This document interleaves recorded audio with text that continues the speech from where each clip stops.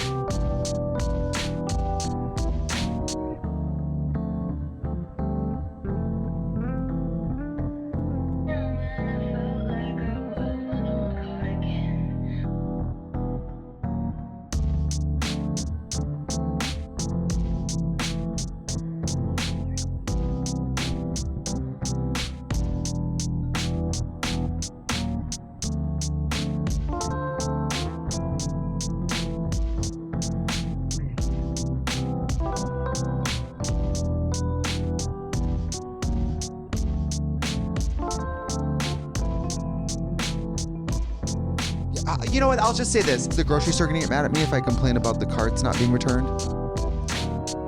Wait, what? Like if I come on the podcast and complain about something or talk about something, Yeah. am I supposed to talk about no people, places, or things while I'm here? Honey, you've got a big storm coming. Hello everyone, how are you today? I hope you're having a really good day so far. If you're new here, my name's Taylor. I come to you from Baltimore City, Maryland, and here on my YouTube channel, I feature content that is generally focused on knitting and spinning. In this week's episode of what I call the Thread to Mend podcast, I'm going to sit down and share with you 5 favorited patterns by an iconic knitwear designer here on both YouTube and on Ravelry. And she is completely new to me. I've never knit a pattern by her yet. I already have yarn picked out to knit one of these 5 patterns, and I thought I would review them with you and tell you about the yarn required, the sizes that they are graded in, the yardage requirements in case you're interested in casting on any one of these, and just give a general shout out to what I think is a lovely designer here online. If you don't know already, based on the title of this week's video, I am speaking about, I don't have it pulled up, Teti Lutsak. I'm not sure if I said her name correctly, but Teti, I'm sure, is how her first name is pronounced. And I have 5 patterns to review with you. I'm excited to share these 5 favorite patterns by a fabulous knitwear designer, but I do want to give a special shout out. Thank you, BetterHelp, for sponsoring this week's video. I have gone to therapy before, and obviously you know that I need it right now. I just tend to ruminate on things. I tend to overanalyze, questioning whether I should have said something or maybe I shouldn't have said something. Should I have said what I was thinking of saying, or was it better to just not say anything like I did? You know, I just tend to overthink things, and I feel that it is valuable to sit down and talk to someone about these thoughts so that a trained professional can help discern between, you know, what is acceptable and what might not be. So, you know, I've gone to therapy in the past, and I just felt like it was not something I wanted to make time for. I always felt like that time would be better spent being productive, which kind of speaks to a good reason to go to therapy, which is that we don't have to always be productive. We can take care of ourselves and work through our overthinking or anxiety. And so it was just something I didn't prioritize for a while. And I was talking to a friend recently about my dad dying, which many of you know. And she had said to me, you know, if you don't go to therapy, now would be a really good time to do that. If any time in your life therapy would be helpful, it'd be through this grieving process. And when BetterHelp reached out to me at the time that they did, it felt like a blessing and something I didn't want to pass up, but I was scared and anxious to accept that sponsorship, and I just was not sure if it was something I had time for. And I was talking to my friend Olivia, my my number one, who I call, most days after work. It's like the drive home conference call with a bestie. And I was talking to her about, I talked to her about everything, but I was telling her about the sponsorship opportunity and how I was kind of scared and anxious and overthinking it. And she told me that she had been using BetterHelp the last several years, I think 4 or more years, and that it was one of the only ways she could have ever afforded to start therapy back then when she began, and that she had loved her experience, and that it was really helpful to her. And I know it had to have been helpful to her because she has been so helpful to me over the years. I've kind of been using my best friend as like a pseudo therapist in a lot of ways, and I felt like at this time now I should carve out extra time available to me in utilizing professional help. And that's something that I just needed to make a priority in my life. Starting therapy is easy with BetterHelp. Fill out a questionnaire and you will match with a therapist in as little as a couple days. One of the best features of BetterHelp is that if a therapist doesn't feel like the right fit, you can easily switch to another one until you find someone you really connect with. They carefully make sure therapists on the platform are well qualified, and their customer support team is there to help you if you have any questions. With over 7,000 reviews and a 4.5-star rating on Trustpilot, BetterHelp is a platform you can trust. Scheduling my first appointment with BetterHelp was easy, and the app was straightforward to navigate. It felt good to talk to someone that is skilled at listening, who is there to ask questions, and able to help me to see things from an outside perspective and compassionate angle. If you're struggling and you think you'd benefit from a therapy session, click the link in the description or go to betterhelp.com/TaylorOwen and get 10% off your first month of therapy. Thank you, BetterHelp, for sponsoring this week's video. Diving on in, I thought I would start with the first pattern I came across by Teti. It is called the Purpurea Sweater. I hope I'm pronouncing that correctly. I will show it to you here. It is knit with 2 strands of unspun yarn. And I don't know if you watch Only Murders in the Building, but this sweater reminds me so much of one that Selena Gomez wore in a bright red shade, I think in the 2nd season. It could have been the most recent season though, I don't know. There's so many iconic sweaters in that show. I think that her costume designer is either a knitter or has a deep appreciation for hand knit garments because there's so many in that show. But one of the things that I really liked, not only that it reminded me of that sweater, which the minute I saw it on the show, I took a picture of it and I was like, I would like to make that. But I can see that pattern is nearly already created. She does feature some of the test knits in her project page, and so you can get a little bit more detail, and I think that the detail appears more visible in different choices of yarns. But there is it looks like there is a purl row on the collar between the ribbing and the start of the yoke, and I feel like that really helps it stand out and kind of stand on its own, and I really liked that element to the pattern. It's a cable motif that grows and grows and grows as the depth of the yoke is continued, and then it expands into the body. I believe this pattern is knit from the top down in one piece, and there could be yes, there is a split hem. Like I said, she's knit this garment with 2 strands of Nutidian's unspun yarn, which I think you could use Plutulopi as a substitute, but you could also knit this garment in your own preferred yarn. It is 2 strands of DK held double, but those strands of DK are worsted. Editing Taylor here. This is what I look like without my makeup. I meant to say woolen. I keep saying worsted. Sorry, everyone. Thank you, B. Well, actually, they're unspun, so they have even more air in them than a typical woolen yarn. So you could use I would guess like a worsted weight woolen spun yarn would probably be a good substitute if you're using a spun yarn, or even like maybe a heavy DK would be suitable since it is cables. If I'm substituting a yarn, I'd rather it be a little lighter than the yarn called for than heavier, because cables by their very nature can be heavy and dense. So I would even, if I could get the gauge, which is 16 stitches by 24 rows to create 4 inches, I would even go with just a single plied DK, heavy DK. I think Hairstyle Designs has a couple yarns that would be a great substitution if you can't get your hands on Newtidian. It's Newtidian. I know that people like hunt down that yarn like mad. I haven't explored Newtidian yarn, but I've heard you all in the comments before, and your love for it. So there's that. It's a pattern drafted in 9 sizes. The bust size ranges in 36¼ inches up to 67.75 inches, which if you prefer to know in centimeters, it's 92 centimeters up to 172 centimeters. And this garment is worn with 4.75 inches of positive ease. That's just going off of the notes here. I had to do the math. I might be wrong, but some amount of ease, 4 to 5 inches, more or less. And I think it's a gorgeous pattern. I think a lot of the test patterns really sell the idea. I don't know if there is neck shaping to this design because it's not explicitly in the tags. And I don't see it mentioned in the description of the pattern. It does offer body length in cropped, slightly cropped, and regular. So I don't know if she gives different yardage estimates for all 3, but it looks like just one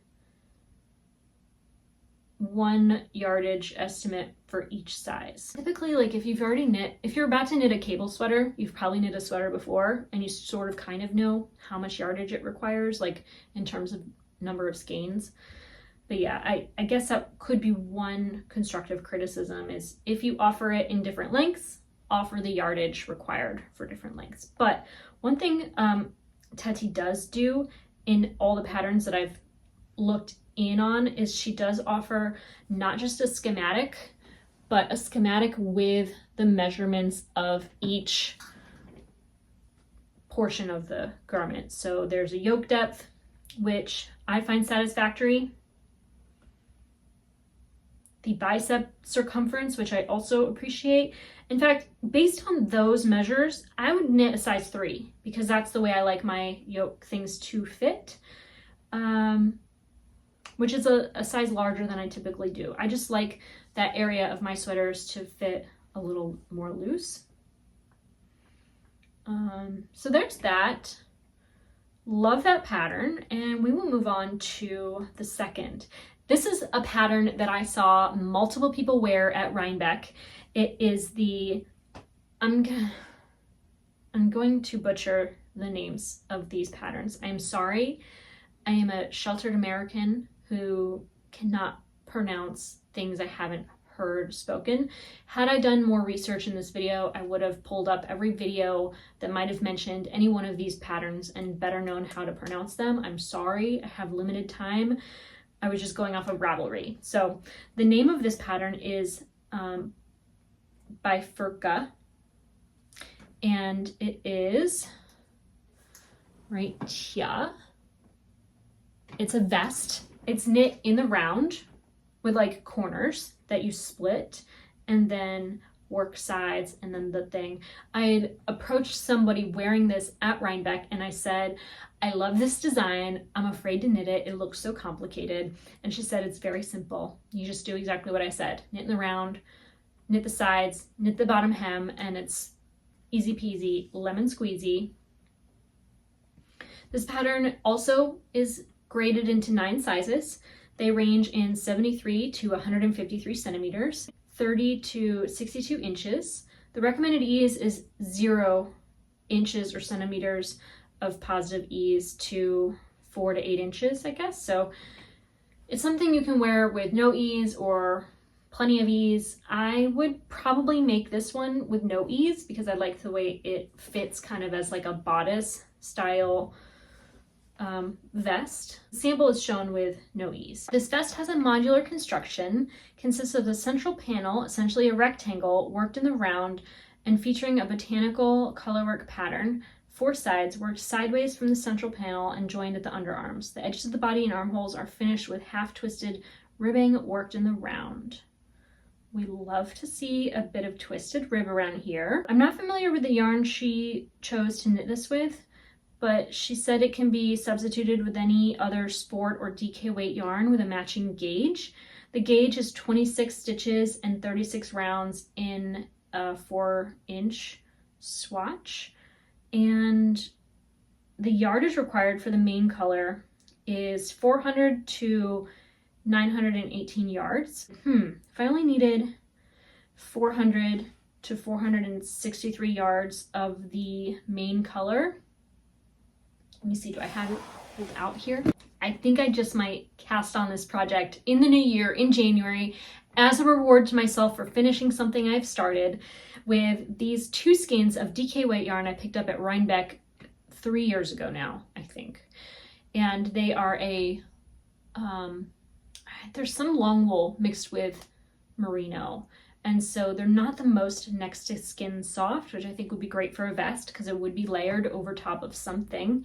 And then I have another DK weight remnant half skein almost. I would guess this is close to 40 grams. Let's see what we need here for the contrast color. 120 to 130 yards. I'm sure that I have about enough to knit that color work section. And I would kind of do an inverse of her color story with this yarn from my stash. So that's my plan. I don't know if I'm sticking to it, but that's what I have those skeins of yarn set aside for. And I really like this pattern. I think it's lovely. This seems like a highly modifiable pattern. Like you can really make it what you want it to be. I see that Dynamite Trujillo has created one of her own, and it just looks stunning. Stunning. That really sold me on this pattern, seeing her project. Looks like she knit the size 2. I wonder how much ease that leaves her with, because it's helpful to know how much ease each of these testers is wearing their garment with. Otherwise, you're kind of taking a shot in the dark when you're referencing their fit versus the fit you're choosing when you pick sizes or a size. Do you want to join us?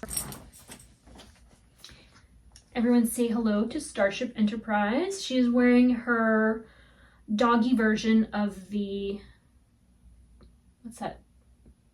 Overthrow? Throw over? We should make a radical reversed throw over pattern and call it overthrow for 2025. Starship had quite a day. We went to the veterinarian for her 3-year rabies vaccination. Somehow we got her vaccine schedule off time, and so we had to make a special appointment just for the rabies today, which was kind of annoying because it's like an extra $100 just to get her vaccine schedule squared. But she has a more significant heart murmur than in the past, and so we are going back next week on Thursday. She has another appointment to get a x-ray of her heart, and then we'll probably start her on some medications to slow her heart disease and extend the quality of her life as much as possible. It makes me quite sad to think about.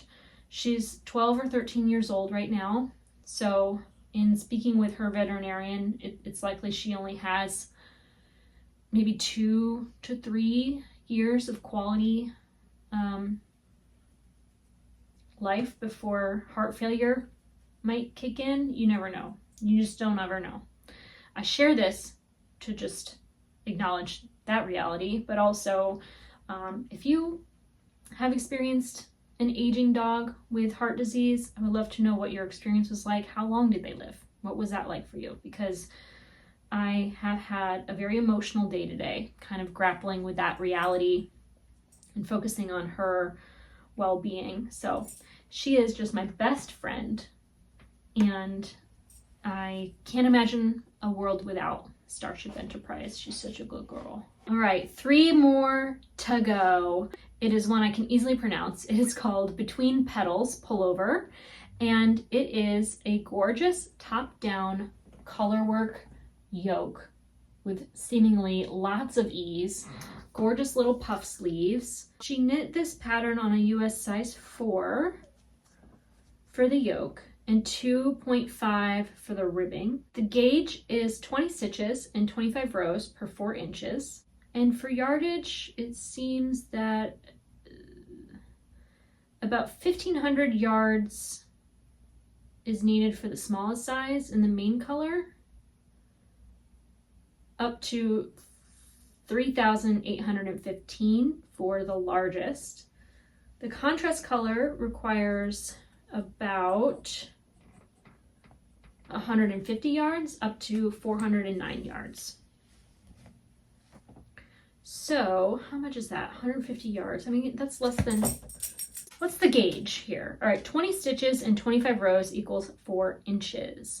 But the yarn I'm just not familiar. Oh, she's holding a lace weight held double. That's what was confusing me, because I read held double, but it was DK, and I'm just thinking, what could that be? So, right, it seems like it's a discontinued yarn. It's just less than 500 yards per 100 grams, which is, yeah, I guess it depends. Like lace weight could be anywhere between 500 to 700 yards per 100 grams, like that I've seen. So you kind of have to like choose wisely. You might be good with 2 fingering weight skeins held together. That might be more accessible and easier to find.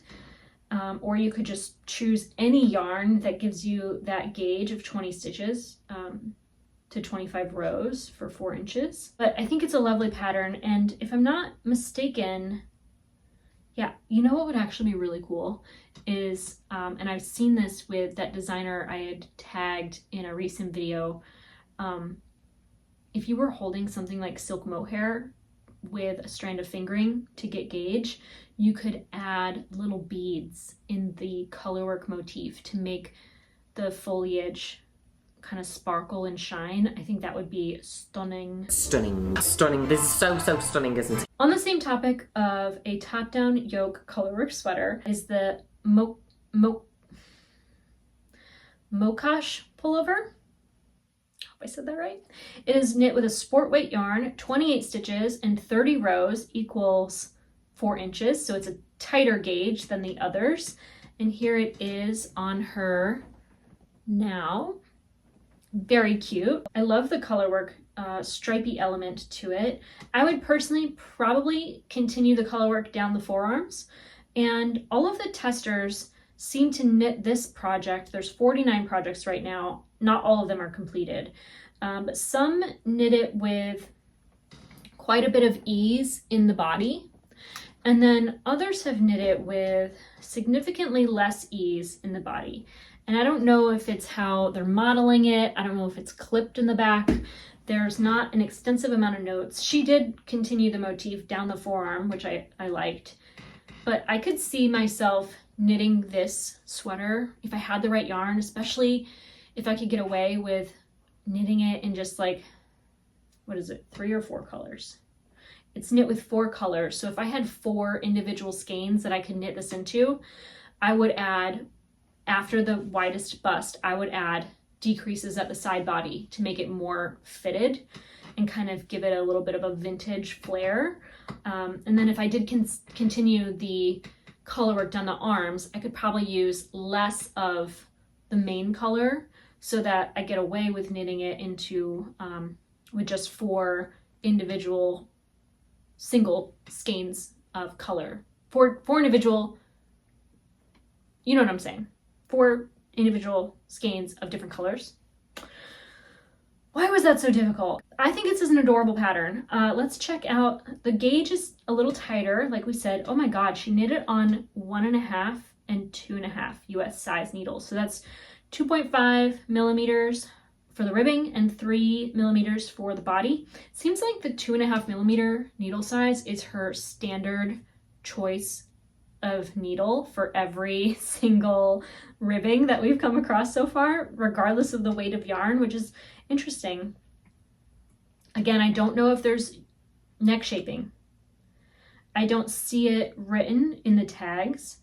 The tags are chart, circular yoke, colorblind, accessible, interesting, funnel neck. I don't know what that means. We'll have to investigate. In the round, 1 piece, positive ease, schematic, scoop neck, seamless, short rows. That's it. That makes me think there is some neck shaping here. Straight, stranded, top-down written pattern. We love to see it. Again, with the schematic, you can get a sense of how it's gonna look laid flat. Very nice. Love that there. And yeah, we rushed through the last two. So we have one more pattern to review. And this is one that I love. In fact, I just think it's very cool. When did she come out with this pattern? She's probably been designing for years. This came out October 2024. So this is like rather new. It seems like she's been pumping them out. But is it still 2024? Yeah, okay. This pattern is called the Candelaria blouse. It is a gorgeous design with this raglan shaping. And I know I can already hear some of you say, how do I know what it looks like when they're holding their waist? I've seen this snark online about people with their hands on their waist in photos. I am certainly one of them, but not to obscure the vision, just that's how you pose for a photo, right? Anyway, I digress. We have 78 projects to review. Looks like a lot of people modified it to fit with different amounts of ease and different sleeves. This one looks stunning. My name's Juno, and I am stunning. What a gorgeous pattern. Gorgeous body. Gorgeous knitting. And here it is flat. Seems like there's a little bit of puckering when the colorwork motif stops and then the body starts. Maybe I would go down a needle size to continue the body so that that puckering is just a little less. I'm not sure. I mean, it might come out with blocking. I don't know if that's been blocked or not. This is a wonderful color combination here. I love the rust and gold. Some color combinations are a little less of a high contrast. So you can see how it looks on Ravelry with varying shades. Like, I mean, every color combination imaginable looks like it's been knit. It's just very nice. I really like the look of this. And let's see here. This, I think, is the one top-down colorwork yoke I feel like I could really get behind because it's knit in a fingering weight yarn, which is lighter, and hopefully I could get way more seasonal wear out of it. Also, 3/4 sleeve is appealing. I would probably knit it with full sleeves just so that I can also wear it in the winter because that's when I do get the most wear out of all my sweaters. So it is knit with one strand of a silk yarn held together with a strand of mohair silk. So her garment must have an incredible amount of drape, which I don't often knit with silk, but that's appealing, especially for if I did want to maximize the amount of wear. I should consider investing in some silk yarn. But I mean, the ultimate goal is to hand spin as much of my wool stash as possible. So I don't know if buying silk yarn is in my future, but let's see what the yardage requirement is here. It looks like it would require about 883 to 2,046 yards of any fingering weight yarn or combination of yarns to match the gauge.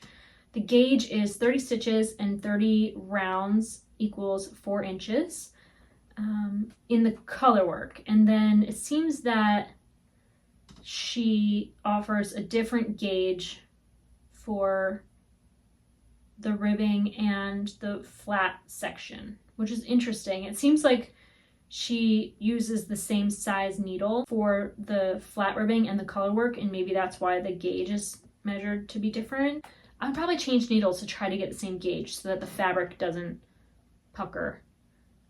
But I don't know, maybe I'm overthinking it. Maybe with a wool yarn, I would knit it with a slightly more open gauge and just wear it with a little bit more ease. Let's see what the sizing says. 9 sizes with a finished bust circumference of 84 to 163 centimeters, or 33.75 inches up to 65.25 inches.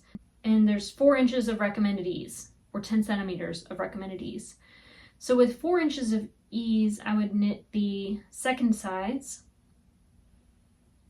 And if I knit it a little big, then it's a little big. That's how I go about it. When my gauge is slightly off, sometimes I just roll with it, especially if I could just knit, well, I like a deeper yoke. So typically, if my gauge is like a little bit bigger than the pattern and it's a top down, then it gives me the yoke I want, which is a little deeper, but I might need more yarn in that case. So we don't know. What is the yardage for the contrast color? 135 meters or 148 yards of any other fingering weight yarn to match gauge. So that's really not too much. That is about 30 grams, they say, for the yarn they chose. Interesting. Well, anyway, I don't know. Let me show you the yarn I was thinking about choosing. I have had these skeins of Green Mountain Spinnery's Sock Art Lana yarn in my stash for many years now. These were a white that I overdyed many, many moons ago with avocado pits. So they're like a cream now. They've faded significantly since the time that I dyed them. And then this is a black with navy and army green blended to give a bit of a heathered aesthetic. And this is the colorway Tronito. And I think that those would be stunning together, especially in that oversized garment that's nice and loose. And this yarn, it does have nice drape to it. I find that it's just something about it that is just lovely. Obsessed. I knit the Woolen Honey sweater by Andrea Mowry in this base of yarn, and it has worn very, very well. In fact, if anyone's thinking about knitting a Woolen Honey, I highly suggest this 2-ply fingering weight yarn from Green Mountain Spinnery. Here's the tag if you want to see it. Not sure if I can get my camera to focus on it. But this yarn is very similar to Brooklyn Tweed's Loft yarn, but it is far more resilient. And I would love to knit another sweater with I have multiple sweater quantities of this yarn. I would love to knit this into a top-down yoke because although I don't wear them often, as I am today, a fingering weight would be lovely.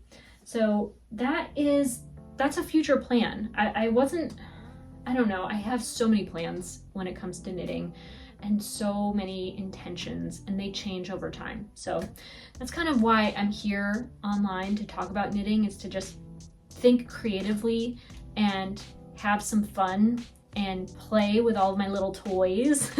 I feel like matching yarn to patterns, whether I knit them or not, it's like a kid playing with their blocks. You know what I mean? It's so much fun to think about.